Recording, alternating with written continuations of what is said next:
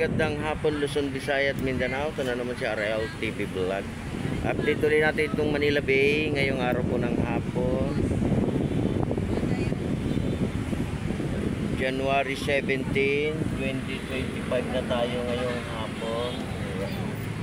Magandang hapon po sa ating lahat, sa ating mga namamasyal. Ingat pa rin tayo at mainit na naman yung ating panahon.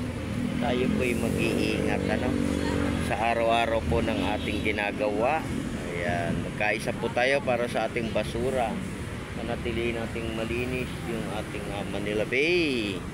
Hindi na po dito sa area ng ating Manila Bay, lahat-lahat po ng lugar ng ating mga estero magkaisa po tayo linisin, Kaya maraming salamat po sa ating mga estero ranger ng Manila Bay at ng ibang lugar na ranger.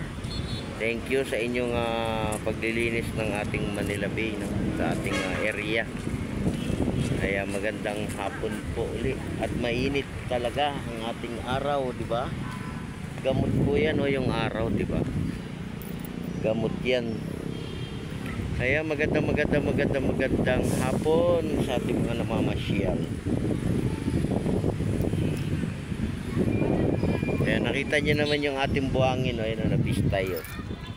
Yan, tinira ng ating traktora. Ayan, nakita nyo.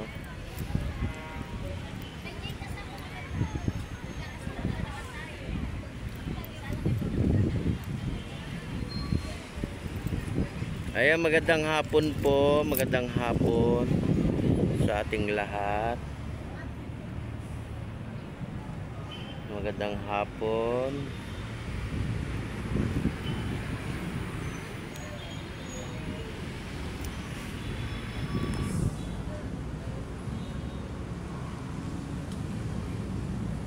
Update ulit natin ang Manila Bay. Araw-araw po i-update natin ang Manila Bay para makita ng ating mga kababayan natin nasa abroad, nasa ibang lugar, sa probinsya, para makita nilang malinis. So, di ba? At maraming namamasyal araw-araw, open. Tuwing Huwebes lang ang ating sarado, isang araw lang.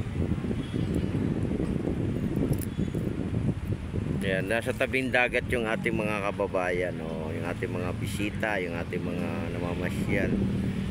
Ayan, di ba? Pwede po kayong umupo dyan at bawal pa rin mag-swimming, may higpit na pinagbabawal. Yung pag-swimming, di ba guys?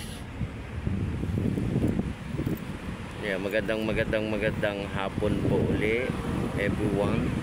Sa ating mga kababayan natin, OFW, ingat din kayo dyan sa abroad. Ayan, ingat-ingat, lalo na yung mga paalis pa lang ngayong buwan na to, ng January. Ingat lang tayo sa pag-abroad. Ayan, God bless po. Hanggang dito na lang po yung ating video. God bless everyone. Bye-bye. Ingat po tayo lahat.